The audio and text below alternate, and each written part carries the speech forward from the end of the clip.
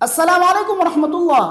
وہ حضرات جن کی اولاد نہیں ہے اور چاہتے ہیں کہ اللہ تبارک و تعالیٰ ان کو اولاد کی نعمت سے نوازے، تو قرآن کی ایک مختصر سی آیت آج میں آپ کو بتانے جا رہا ہوں۔ اس آیت کو پابندی کے ساتھ پڑھیں، انشاءاللہ اللہ تبارک و تعالیٰ آپ کو اولاد کی نعمت سے مالا مال فرمائیں گے۔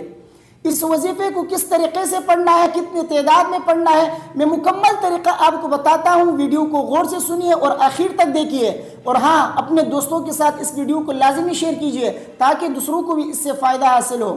دیکھیے، اس وظیفے کو کرنے کے لیے آپ کو 5 وقتہ نمازوں کا اہتمام کرنا پڑے گا، ورنہ اس وظیفے سے آپ کو پھر فائدہ نہیں ہوگا۔ اس کی وجہ یہ ہے کہ یہ وظیفہ نمازوں کے بعد پڑھا جاتا ہے، تو جب تک آپ 5 وقتہ نمازوں کا اہتمام نہیں کریں گے آپ کو فائدہ نہیں ہوگا۔ اس لیے پہلے 5 وقتہ نمازوں کا اہتمام کریں اور اس کے بعد اس وظیفے کو پڑھتے رہیں۔ انشاءاللہ اللہ تبارک و تعالیٰ آپ کے اس مسئلے کو حل فرمائیں گے۔ تو وظیفہ کرنا کیسا ہے؟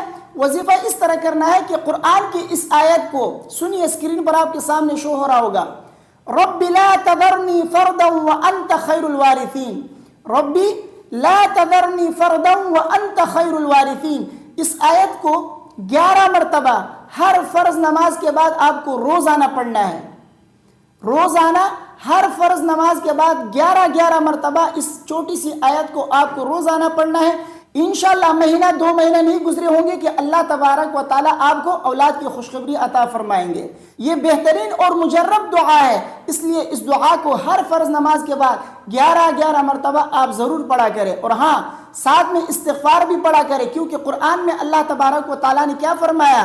اولاد چاہتے ہو تو استغفار کرو، کیونکہ استغفار کی برکت سے اللہ تبارک و تعالیٰ اولاد عطا فرماتے ہیں، رزق و روزی میں برکت عطا فرماتے ہیں۔ تو ہمیں رزق و روزی کی بھی تو ضرورت ہے ساتھ میں، اور اسی طرح اولاد بھی چونکہ آپ کو چاہیے، تو استغفار کی کثرت بھی ضرور کیا کرے، روزانہ پابندی کے ساتھ کثرت سے جتنا ہو سکے، جتنی آپ کی استطاعت ہو، طاقت ہو، اتنا جو ہے آپ استغفار پڑھا کریں۔ انشاءاللہ یہ 2 کام آپ ساتھ میں کریں گے، استغفار بھی پڑھتے رہیں گے، اور ساتھ میں ہر فرض نماز کے بعد آپ 11 مرتبہ یہ مختصر سی جو دعا میں نے آپ کو بتائی، رب لا تذرنی فردا وانت خیر الوارثین، یہ دعا بھی 11 مرتبہ ہر فرض نماز کے بعد پڑھا کریں، تو انشاءاللہ اللہ تبارک و تعالیٰ مہینہ 2 مہینے گزرے نہیں ہوں گے آپ کو اولاد کی خوشخبری عطا فرمائیں گے۔